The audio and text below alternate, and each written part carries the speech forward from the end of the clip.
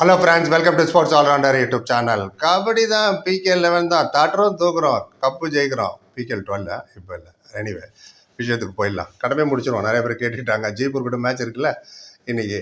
So என்ன ஏது ஏற்கனவே ரைடரை பற்றி பேசியாச்சு. பார்க்காத போய் டக்குன்னு பார்த்துருங்க.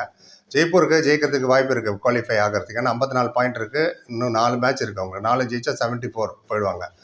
3 ஜெயிச்சா கூட போயிடுவாங்க. அதனால் தே வில் கம் ஹார்ட். பயங்கர இன்னும் ஜெயிச்சே ஆகணும் ஒரே குறிக்கோளோடு வருவாங்க.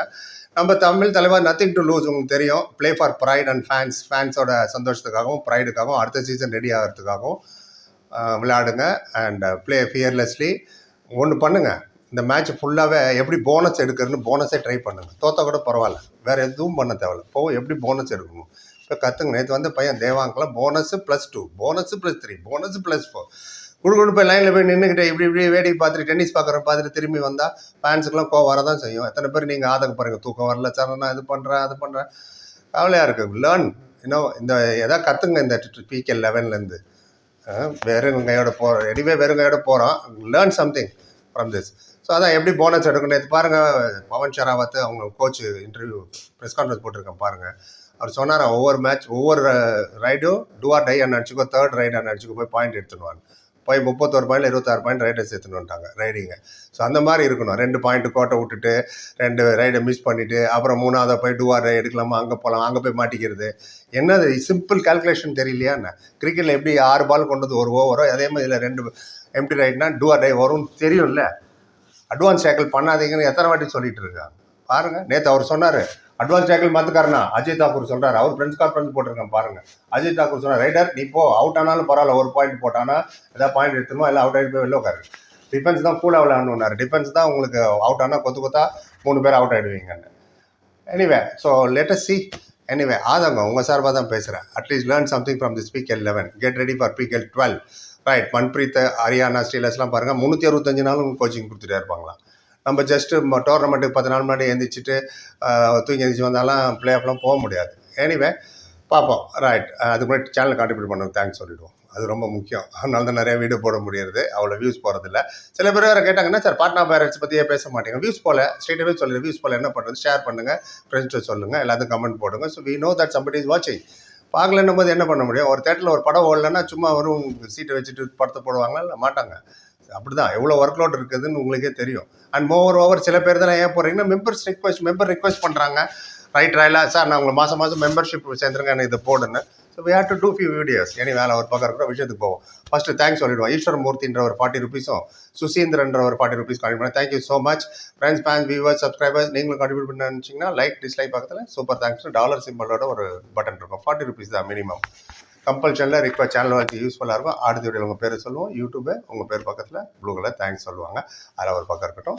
விஷயத்துக்கு போகலாம். அண்ட் நம்ம சொன்ன மாதிரி பவன் ஷராவத், அஜய் தாக்கூர் அவங்க போட்ட ப்ரெஸ் கான்ஃபரன்ஸ் பார்க்கணும், போய் பார்த்துட்டு இவர் பர்தீப் நர்வால் பேசுவது போட்டிருக்கேன்.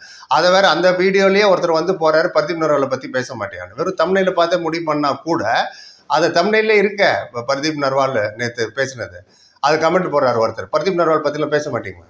அந்த வீடியோலேயே இருக்குது, தம்ப்நெயிலே இருக்குது. அப்போ எந்த இது பார்க்குறீங்களா? ரீல்ஸ் 10 செகண்ட் தான் பொறுமை இருக்குது பேருக்கு பார்க்குறதுக்கு.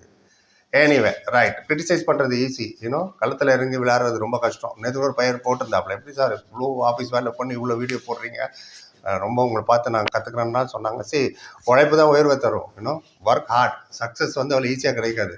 கடையில் போயெல்லாம் நீங்கள் எக்ஸ்பீரியன்ஸ் வாங்க முடியாது. சக்ஸஸ் கொடுப்பா ஒரு 100% வாங்க முடியாது. சொல்லி அடிக்கணும், கில்லி மாதிரி. அச்சார் பார் பவன் ஷராவத் கோச்சு ஜெயிப்போன்னு 100% சொல்லி போய் ஜெயிச்சார். ரைட். டிஃபென்ஸ் கம்பேரிசனுக்கு வாணி வாழன்னு ஏன் பேசிகிட்டு இருக்காங்க, டக்குன்னு போயிடலாம். அவங்கள டிஃபென்ஸை பார்த்துருவோம். Ankush 51 point left corner. Reza Mirbagheri 47 points. Lucky Sharma அவர் ஒரு 33 பாயிண்ட்ஸ் ரைட்டு கார்னர். அப்புறம் சுர்ஜித் சிங் நாங்கள் ஒருத்தர் இருக்கார் 3 பாயிண்ட்டு 31 பாயிண்ட்டு சாரி. அப்புறம் நீரஜ் நர்வால் 10. ரோனக் ரோனக்கில் இது வேறு ரோனக் சிங் சௌத்ரி அவர் ஒரு 10 பாயிண்ட் ரைட் கார்னர். அப்புறம் அபிஜித் மலிக் 5 பாயிண்ட் எடுத்திருக்காரு. அவர் ஒரு ரைடரே 5 பாயிண்ட். நம்ம சச்சின் தன்வரும் 7 பாயிண்ட் எடுத்திருக்காரு. எப்படின்னா அது கிரிக்கெட்டில் எப்படி பார்ட் டைம் போலிங் போட வருவாங்களா பேட்ஸ்மேன், அந்த மாதிரி தான். ரைட். சம்டைம் ராய்டெல்லாம் போலிங் போடுவார், பார்ட் டைம் பவுலர் மாதிரி. இவங்க part time defence. Anyway tackle பண்ணுறது நல்லது தானே. ரைட். நம்ம பக்கம் வரும். நிதிஷ்குமார் ஒரே ஸ்பார்க் பார்த்தீங்கன்னா, நிதிஷ்குமார் அண்ட் மோயின் ஷஃபாக்கி. பாக்கி எதுவுமே எனக்கு ஒரு பெரிய ஸ்பார்க் மாதிரி தெரியல. உங்களுக்கு எதாவது தெரிஞ்சுன்னா சொல்லுங்கள். Nitish Kumar 55, Bastami 37. Bastami award advance tackle. அரபிக்கில் தான் சொல்லணுமா நான் ஷூ அதை மஸ்கர் அரபிக் பண்ணக்கூடாது. அப்படி பஸ்தாமி அட்வான்ஸ் டேக்கிள் நோ.